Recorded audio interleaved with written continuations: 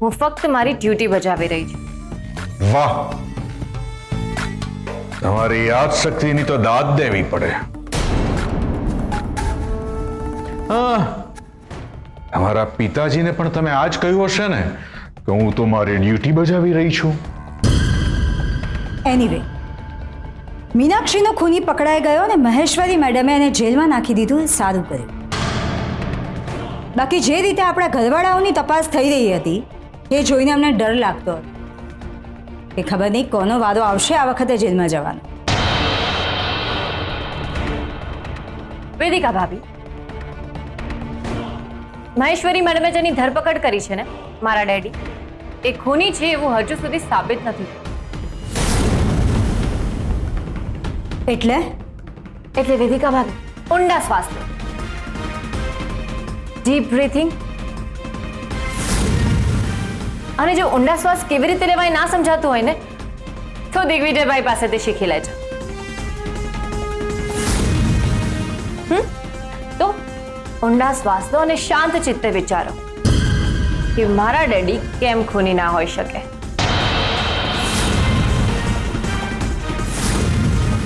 વિચારો વિચારો. અને જો પછી પણ જવાબ ના મળે ને તો આમના ગુરુજીને પૂછી જજો.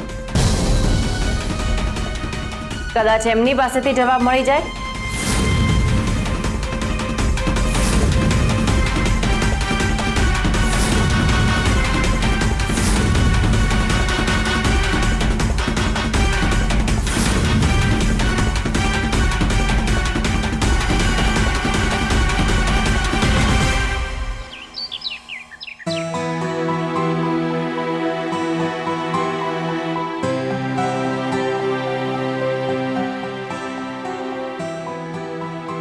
અર્જુનભાઈ, સવાર સવારમાં ક્યાં ચાલ્યા? અરે હું તમને જ ફોન કરતો હતો. શિવગઢ જાઉં છું તમારી મમ્મીને લેવા માટે.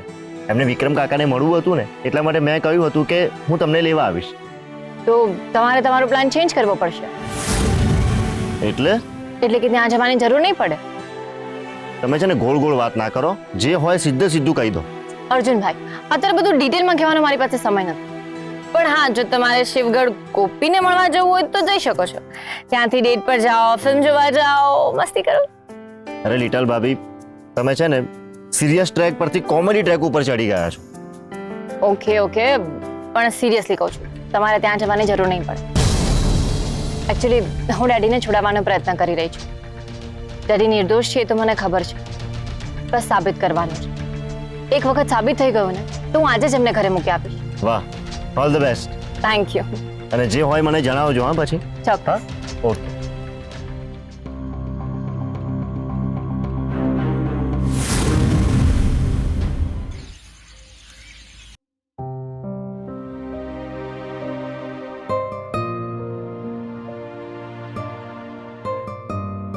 કેસર ભાભી. અરે નીતિનભાઈ, તમે અહીંયા? જય સોમનાથ. જય સોમનાથ. અમે તમને જ મળવા આવ્યા છીએ. તમારી સાથે વાત કરવી છે. હા બોલો ને, શું વાત કરવી છે? કેસર ભાભી, અમે હર્ષવર્ધનભાઈને ઘણી વખત સમજાવ્યા છે. અમને ખબર છે કે તમારા ઘરે પ્રોબ્લેમ છે, પણ ઇલેક્શનના દિવસો પણ નજીક આવતા જાય છે અને હર્ષવર્ધનભાઈ મીટિંગ કેન્સલ કરી રહ્યા છે. અત્યારે જ એમને એક મોટી સભામાં આવવા માટે પણ ના પાડી દીધી. અને બીજી બાજુ તમારા જ ઘરના વેદિકા ભાભી રોજ સભા ભરે છે અને જોરશોરથી પ્રચાર કરે છે.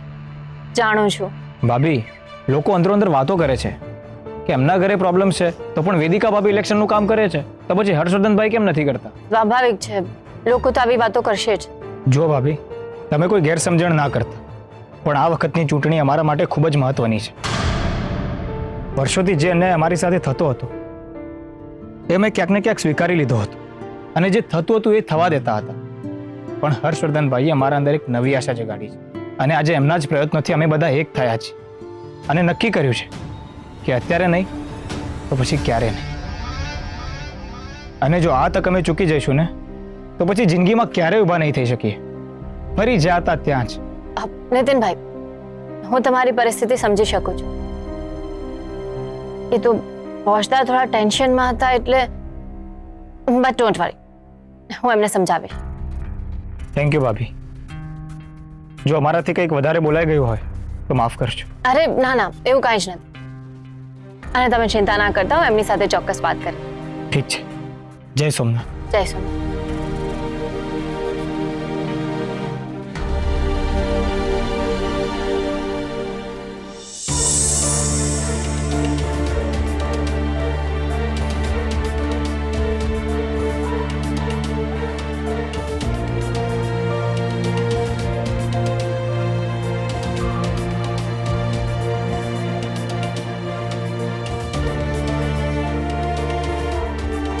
ડેડી નીકળી ગયા પછી ત્યાંથી અડધે રસ્તે પહોંચ્યા.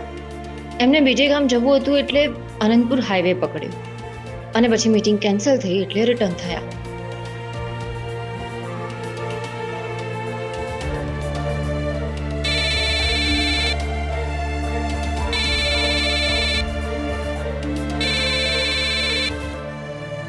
હલો, હા મમ્મી. હા, રિપેર થઈ ગયો. સોરી, હું તને કહેવાનું ભૂલી ગઈ. એકચ્યુઅલી એટલી બધી કામમાં હતી ને કે કહેવાનું જ રહી ગયું. અરે મમ્મી, મેં અર્જુનભાઈને એટલા માટે ના પાડી બિકોઝ હું જ ડેડીને લઈને ઘરે આવી જઈશ. અરે મમ્મી, તને એવું લાગે છે કે મારા ડેડી છે એટલે હું એમને ગેરકાયદેસર રીતે છોડાવીશ? ના, હું એમને નક્કર પુરાવાઓ સાથે છોડાવીશ. તો ચિંતા ના કરીશ. મને એમની વાતો ઉપરથી વિશ્વાસ થઈ ગયો છે કે ડેડી આ ખૂન નથી કર્યું. બાકી જો મને જરા પણ શંકા હોત ને તો હું તને આટલા વિશ્વાસથી કહેતો જ નહીં. ડોન્ટ વરી મમ્મી, હું ડેડીને છોડાવી લઈશ. મમ્મી, હું તને પછી ફોન કરું. મને અત્યારે થોડું કામ છે. ઓકે, જય સોમનાથ.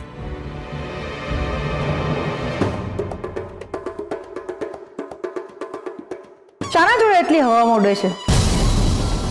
પુરાવાનો કોઈ મોટો ખજાનો હાથ પર લાગ્યો છે કે શું?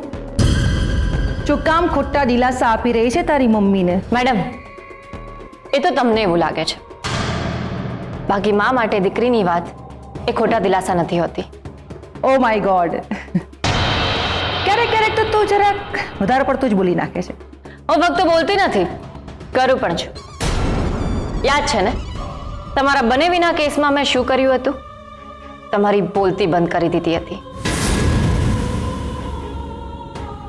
ના, આજે હું તારા પર ગુસ્સો નહીં કરું, કારણ કે તારા ડેડી જેલમાં છે એટલે મને તારા પર બહુ જ દયા આવી રહી છે. આવી પરિસ્થિતિમાં માણસ પોતાનું મેન્ટલ બેલેન્સ ખોઈ બેસે છે, અને એમાં પણ જો હું તારા પર ગુસ્સો કરું તો તું ગાંડી જ થઈ જાય. અને રહી વાત તારા ડેડીને છોડાવવાની, એ તો શક્ય જ નથી. તારા ડેડી જેલમાંથી કોર્ટમાં જશે અને કોર્ટમાંથી સીધા પાછા જેલમાં આવશે. અને હા, આ દરમિયાન જો એમનો ફાંસી લટકવાનો નિર્ણય આવ્યો તો એમનો જેલનો પ્રવાસ તો અધૂરો જ રહી જશે. મેડમ, ઘણી વખત સપના અધૂરા રહી જાય ને તો પણ માણસ ગાંડો થઈ જતો હોય છે. ધાર્યું ના થાય ને તો ફ્રસ્ટ્રેટ થઈ જતો હોય છે. અને તમારી સાથે તો આવું થઈ જ શકે છે. શું છે ને કે તમને તો વાતે વાતે ગુસ્સો આવી જાય છે ને. આઈ રિયલી વિશ કે તમારા કોઈ સપના અધૂરા ના રહે.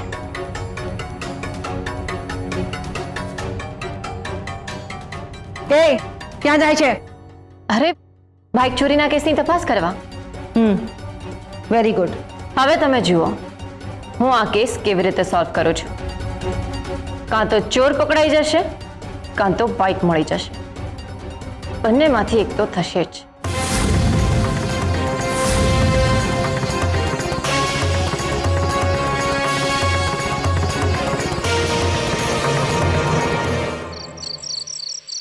અને પછી પડી ગયો.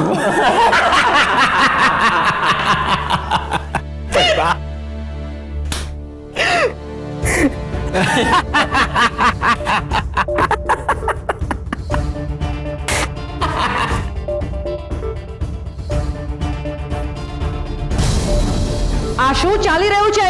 Sorry madam. નોનસેન્સ! કઈ કામ ધંધો નથી તમારે? Bhupatbhai, yes madam. પેલા વિક્રમસિંહને ઇન્ટ્રોગેશન રૂમમાં લઈ આવો. સંભળાતું નથી? સંભળાયું પણ